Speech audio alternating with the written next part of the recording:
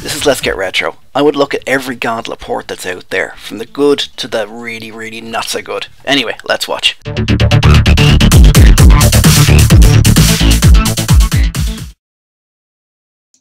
Hello, this is Let's Get Retro. I forgot what it's called there. This is Let's Get Retro. This is Gauntlet. I'm just having a look at every port of Gauntlet I can get my hands on. Now this is the arcade version.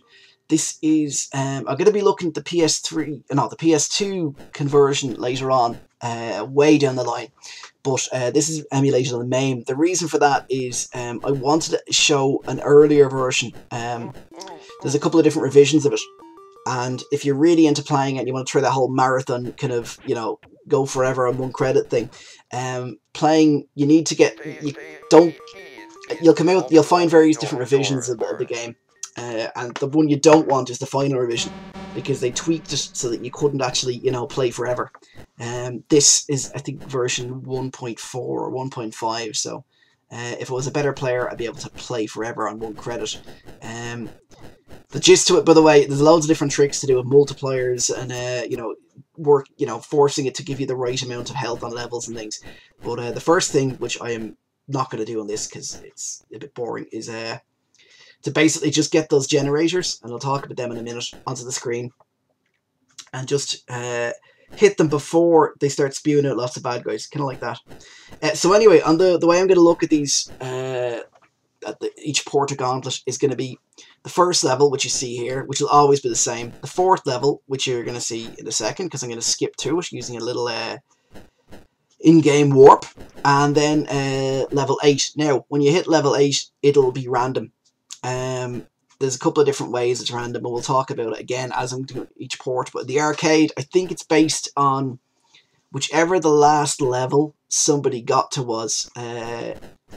Then I think it saves it as level 8. But basically the whole thing about Gauntlet is it's a dungeon crawler. It's an arcade dungeon crawler, and the levels after a while are random, and it's possible if you have the right version to go forever on one credit, but not me, as you can see, because half my health is gone already, and I'm only on the level 1. So see if I can do this without opening. Yeah, very good. Here we go, straight to level 4. So, apologies by the way, I've got a very slight bit of echo on the sound there, so it's not really going to get in the way. Anyway, if you've been living under a rock for years, Gauntlet, it's a 4-player game, or up to 4 players. It's a Dungeons & Dragons style game. It's basically all about exploration and finding your way through the maze and killing the bad guys without basically them draining all your health. It's different types of bad guys. Those ones I've just been killing there are grunts. They basically just run up to you and hit you with a stick and run away. There we go. This is 6 health. What you can see around you there are ghosts. Now you can't do hand-to-hand fighting against them. You have to hit them from a distance. And then as you see, they're coming out that little pile of bones. Is a ghost generator. There's 3 different strengths of it. Of every baddie in Gauntlet 1 and then Gauntlet 2 as well, but we'll get to that way down the road. Every baddie in Gauntlet can be one of, level 1, level 2, level 3. And each of the generators can be level 1, level 2, or level 3. And as you hit them, they go down a level until they, finally disappear. The trick to Gauntlet, as again I haven't got the hang of, is creating lots of bottlenecks where you can kill them before they can get to you, and then just whittle their numbers down, take out the generators, and the idea being you get through the level and you don't come out with less health than you went in with. Oh, and don't do what I just did there and shoot the food, because that's just silly. So, Gauntlet, released in 1985 by Atari Games. Ed Logg, the guy behind it. It's based on a lot of things. It takes a lot of influences from stuff like Dungeons & Dragons, obviously. It also takes from... there was a game released for the Atari 8-bits called Dandy. Dandy being as a D and D. Dan D. Yeah, okay. Doesn't make much sense to me, but which was a vaguely similar game, and it was 4 players. You had generators, you had dungeons. You picked up health and things, although you were allowed, you know, pick the health up and then use it later on, as opposed to just eating it there and then, the way the game does it here. You had different levels of bad guys that you hit. As you hit them, their level went down until they disappeared. It was that similar that the nice chap that came up with the game sort of went to Atari after Gauntlet came out and said, hello, you've just made my game into an arcade game. So it was all settled amicably, and I think you got an actual a full-size Atari Gauntlet arcade machine for his troubles. So yeah, anyway, it takes some influences. So there's other influences, stuff like Defender, believe it or not, the Smart Bomb, which you'll see later on, the potions in the game. It's a Smart Bomb, and it's similar to the one that you had in Defender, where it killed everything on screen. Oh, the game though is it's not that evil in the sense of taking all your money. Well, unless you play the finer division of the game, but it is, you can pump it full of coins. That was the whole point. But basically, the way the game would work is it'd be this huge arcade machine, and you would play with you'd be playing your own, and some other people would come along and they join in. There's 4 different characters. There's Thor, who is the big muscle man, the Conan guy there. There is he's basically slow, but he's can take a beating, and he can damage quite hard. And he's very good at hand to hand. He'd be kind of like the tank. If you ever played an MMO game, he'd be similar. The idea is similar to a tank. Yeah, we'll just throw an extra bit of credit in there because I'm distracted while I'm talking. You've got Theria, the Valkyrie, and she's kind of the idea being is she's a little bit of everything. She's kind of armoured. Her shots aren't fantastic. She's good, but she's well armoured. Her shots aren't fantastic. She can move kind of mediocre speed, and her magic, is kind of middling. There's magic, which is the Smart Bomb. Now, Thor here, being a bit of a thicko, is not much good at the old magic. But Merlin, and again, the names are not really the best part of this game. Merlin the Wizard, and they really, you know, went all out thinking of a name for him. He's very good at magic, but lousy armour, decent firepower, moves at kind of okay speed. And lastly, there's Questor, the elf, who can move very, very fast, and has okay armour, and so basically they're all balanced to a certain extent. But if you're playing in the arcades, some little scumbag would pick Questor the elf and run around grabbing all the food before you, which was grand until you got to the levels where your shots could hurt him, in which case he was kind of screwed, really. So yeah, the idea being you're supposed to work as a team, but nobody ever did. Now, the arcade was 4-player, or there was a 4-player cabinet, and if I ever won the lottery, you'll know, because I'll have gone out and bought a 4-player Gauntlet arcade cab off eBay. There's also 2-player versions where you can pick which you use the joystick to pick which 2 characters you're gonna you and your buddy are gonna play with.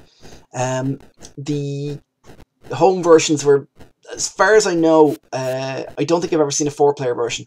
They're all generally 2-player. It's a pity. You think they would have gone to 3-player and, you know, had a bit like Rampage did, where you had someone using the keyboard and 2 people using joysticks, but it was all basically 2-player stuff.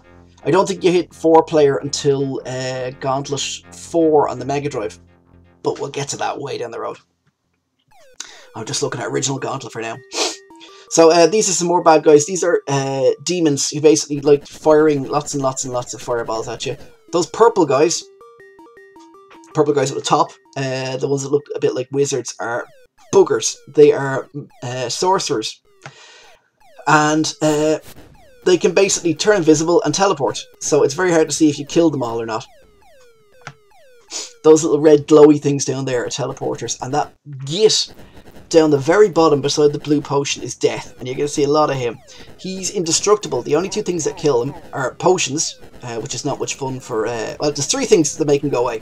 One of them is if you use a potion, it kills him, which means Thor here is slightly screwed because he doesn't really know what end of the potion bottle to drink. The second thing is the teleporter. Now, see if I can pull this off. There you go. You can telefrag him. You basically land on top of him and squish him. I don't think...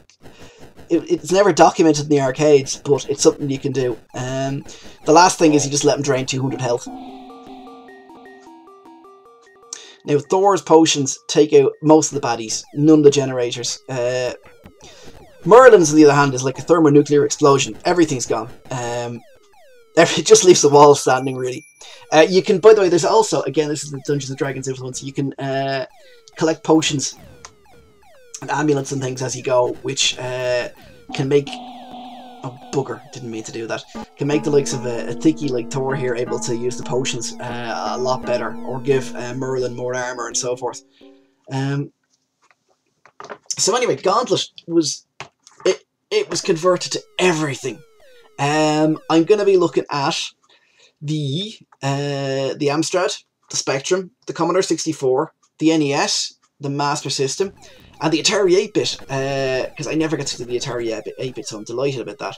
That's in the 8-bit forum.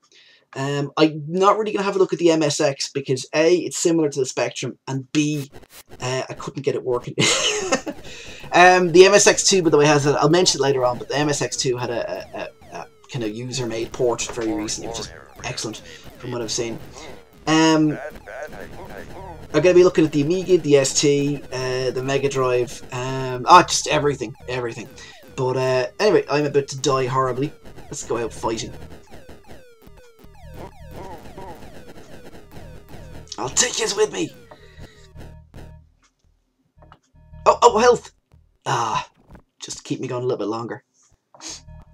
Now this level does a fair bit of scrolling.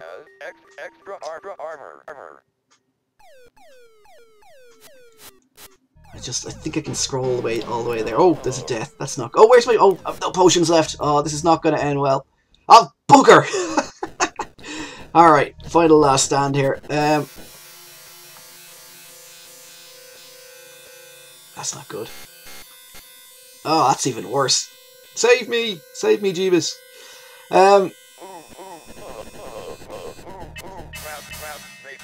Okay, maybe that'll get rid of that wall in front of me. No, useless. Okay, I'm going down. Ooh, ow, ow. So, anyway, the arcade machine was a similar build to the likes of the things like Marble Madness or Paperboy.